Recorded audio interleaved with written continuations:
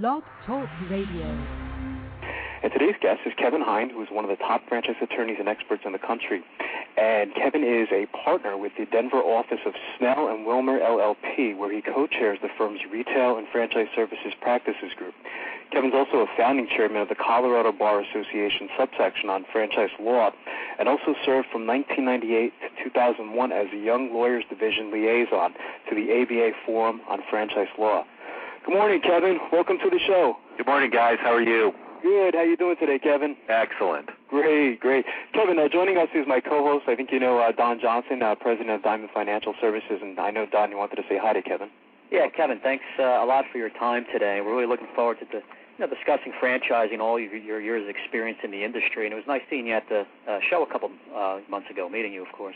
Absolutely. Thanks, guys. It seems like yesterday, doesn't it, Kevin, that we were in Washington? It goes by so fast, doesn't it? It is amazing. I can't believe we're almost at the end of May. It's crazy. It really does, you know. Kevin, since starting the radio show, Don and I have had some really interesting concepts on this show. From your experience, what makes a concept franchisable? You know, that's an interesting question, and I think in my experience, and certainly we've worked with a significant number of emerging concepts, there are really probably four key elements that any business is looking at franchising probably needs to consider. And the first, and I think the most important without question, is what I call unit economics. Unit economics really goes to how much the individuals, whether it's a store or a business concept that's run out of somebody's home, how much the individual franchisee can make. And that is particularly important compared to the investment that the franchisee needs to make to get the business started.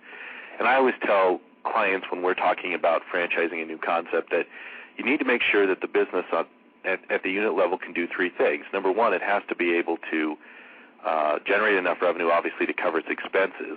Right. The second is it needs to be able to generate enough revenue to cover a reasonable salary for the franchise owner or a manager that is in running the business. And the third thing is that it needs to give the franchisee a return on the investment. So if the franchisee is going to spend $200,000 to get the business up and running, there needs to be enough excess cash to give that person a return that's comparable or better than what that person could earn if you put that money into the stock market or some other kind of investment format. Right, absolutely. I think the second element has to be a reasonable demand for the product that you're serving. Sometimes people find such unique niches that when they try and expand out of a particular marketplace or a city or a geographic area, they find that there isn't significant demand for the product. It's not universally accepted. Sometimes you can overcome that by educating the population about your product, but that's a very expensive and time-consuming endeavor. Sure. And I always tell the story about a concept called Cincinnati chili, or a product called Cincinnati chili. I don't know if you've ever had the opportunity to eat Cincinnati-style chili, but it's a very different chili than most of the country is familiar with. It's very popular in the upper Midwest part of the country. And years ago, I worked with a gentleman who had bought the regional rights for Colorado for Cincinnati chili. And his plan was to open 20 or 30 different restaurants. Well, he was never able to get a single one open because people in Colorado just don't eat Cincinnati-style chili.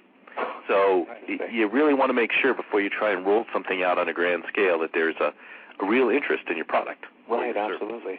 That's interesting. The third thing... I guess, how would you do that, Kevin? I guess there's outside companies. I guess that's...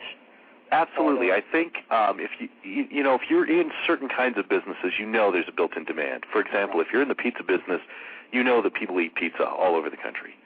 So that may not be such a challenge. But if you really have a unique product or a unique service, it probably pays to engage one of the great franchise consulting firms around the country to go in and do some kind of a market analysis for you. Right. Absolutely. The third thing I think that people need to focus on is whether or not they can easily replicate their system. The more difficult, the more detailed the operation is, the harder it is to replicate. So, for example, take the food industry. You see lots and lots of franchise companies in the quick service restaurant segment, in the fast casual segment, but you see very few successful franchise companies in the fine dining or the white tablecloth segment. True. And the reason is that it's very difficult to teach other people to execute at that level. When you've got people coming in at a very high price point, they don't want just food, they want a good experience, and that requires a certain level of skill and expertise, and it's very hard to replicate that across restaurants, even in a single city, much less across the country. So you want to make sure that you have something that's pretty easy to replicate and that you can train people on, because frankly you want people to, you want your franchisees to come in and be able to duplicate what you've done, or you're not going to build a very successful franchise system. Right. I mean, that's one of the biggest reasons people invest in a franchise, of course, the money aspect, but because of this, the simplicity, hopefully, that the franchisor puts together. So this is a big part of what you're talking about here, Kevin. Absolutely. And the hallmark of franchising, and I know that some people can be critical of this, but the hallmark of franchising is that you give people the same experience no matter what market they're in. Exactly. And we all know that if we stop at a McDonald's, whether we're in Portland, Oregon, or Portland, Maine, that hamburger is going to be the same. Right. And it's the same experience, and people come to rely on that and count on that experience, and that's why franchising has been so successful in so many industries. Absolutely. And the last thing I always tell people is that you better have a unique marketing proposition. If you're going to try and franchise something and it's already been done, then you're at a real disadvantage. If you're just going to roll out the next hamburger chain franchise and there's nothing unique about what you do, then people are not going to be interested in buying into your system. They want to know, how do I compete with McDonald's, not how do I stand out there as a me too in comparison to McDonald's. So whether it's a new way of providing the service, whether it's a new way of collecting money, whether it's a new gimmick in terms of getting people in the door. I think of Pizza Patrón, for example, the pizza chain out of Texas that serves predominantly the Latino market that recently started to accept pesos. Right. And I mean, that's a great marketing proposition. It's a way to say, look, yeah, we sell pizza, but boy, is this ever, a unique way to get people in the door, people who have different currencies and who have different issues. We're going to service that market. That's something unique. And that's one of the things that makes that chain particularly unique, and therefore it's able to attract people to become prospective franchisees. Yeah, that pizza chain got a lot of PR too, Kevin, from that whole thing. By doing something different. It was they were pretty much in every national newspaper across the United States. And right. Well, there's the old saying that good PR or bad PR is the same. It's going to drive people in the door. Right. Wasn't that your idea, Kevin? That accepting pesos? I would love to say that was my idea, but I'm not. You brought up a good point about the uniqueness here. I mean, I don't know if you listened earlier, but last week we interviewed Badass Coffee, and there's a lot of different coffee franchises, but they stand out because they're quality coffee. They have a Hawaiian theme. Right. They have a whole story behind it. It was why they're having success, Kevin, is this point you're bringing up about the unique marketing, proposition. Right. That's what I thought of, Don. As Kevin was explaining this, I thought of the same thing, Badass Coffee. Yeah. Well, and I think that's a great example. There's lots of coffee purveyors out there. Right. What's the hook? What's the hook to get people to buy the franchise? And more importantly, what's the hook to get new customers in the door? Exactly. Right. Kevin, after it's determined that a concept is franchisable, then what's the next step? Well, I think the next most important step is to put together a really solid business plan. It's one thing to say, gee, I think I've met the criteria. It's another thing to say, now I know how to implement it, because I always tell people, when you transition from being an operator of a chain of, you name it, XYZ stores selling widgets, you're in a different business model. And we always tell people, you're no longer in the hamburger business, you're now in the franchise business. You're no longer in the drugstore business, you're in the franchise business. And that requires a whole different set of plans. It requires a whole different set of implementation skills, and frankly, it's going to require bringing on people that do things for your franchisees that you're not probably currently doing for your company-owned stores. Right. They're definitely two different animals, Kevin, as you say. Absolutely. That's something interesting. Is there a particular format for a business plan that people need to adhere to, Kevin? No, there really is not one particular format. I wish that there was one magic business plan that I could send people to. Right. But really, a business plan is nothing more than putting a person's thoughts on paper in an organized manner. Right. And so there's lots and lots of different ways to do it, and frankly, there's some good software out there. There are lots of books that will guide you on how to prepare a business plan. It's not like preparing an offering circular with 23 items and you follow the format and everybody has the same looking offering circular. This is something truly that's going to be unique to each business, and it really needs to be workable. It needs to be workable not only for the business owner to sort of lay out his or her thoughts and ideas, but ultimately other people are going to need to see it too. If you're going to look for financing, your banker's probably going to want to see it. If you're going to look for investors, your investors are going to want to see it. If you're going to prepare franchise documents, the attorney you're working with would find it really helpful in order to prepare those documents. So it becomes a multi-purpose document, and it just needs to work. Right, absolutely. We tell people, Kevin, really just to keep it simple, myself being in the franchise financing business, it scares people. Absolutely. Business plan. They're thinking because they're investing in a franchise that they'll get all that from the franchisor, but like you said, they have to have their own goals, and it's really unique to them. And, we give people an outline. We tell them this is something that it's just not for financing and getting a loan. This is for your own. Right. To review your own goals. It's a must.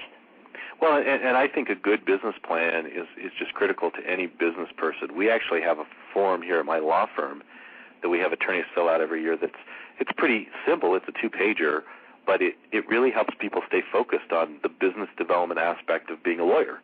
And I think any business owner probably should have a business plan and should have it in writing. Most people say, I've got it and it's in my head. Right. But when you're transitioning to something like a franchise, you really need to put it on paper. Absolutely. Do you recommend that the business owner write it themselves, Kevin? I mean, I know there's a lot of services out there where you can hire somebody to write the business plan for you, which I'm kind of against. I think a business plan kind of forces you to go through all the different scenarios that can occur. Do you suggest that they do write the business plan themselves? I think the first crack at the business plan should definitely be done by the business owner. Right. If you're looking to raise capital, you may want to professionalize the business plan after you put your thoughts on paper. You may want to hire somebody to turn your written product into something that you can take out to the investment community or the financing community. And that may make sense. But nobody is going to understand your business like you do. And so if you hire somebody, some third party to write your business plan, that person's probably going to miss a lot of stuff.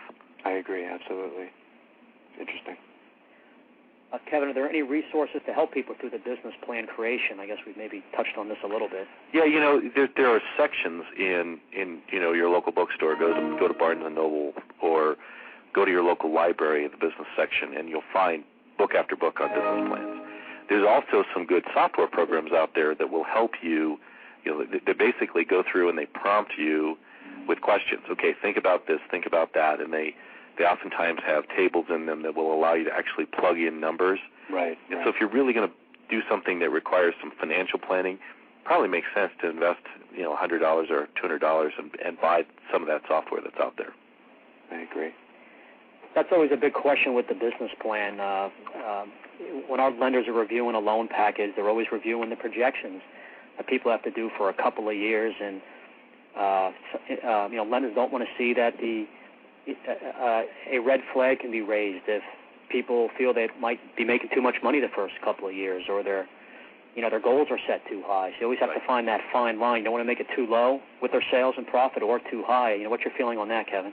Oh, I think you're absolutely right. And I think, to me, the big issue, and certainly we see this time and time again, is whatever your projections are, assume you're going to only hit half of them, and make sure you have sufficient working capital so that you can ride out the rough times.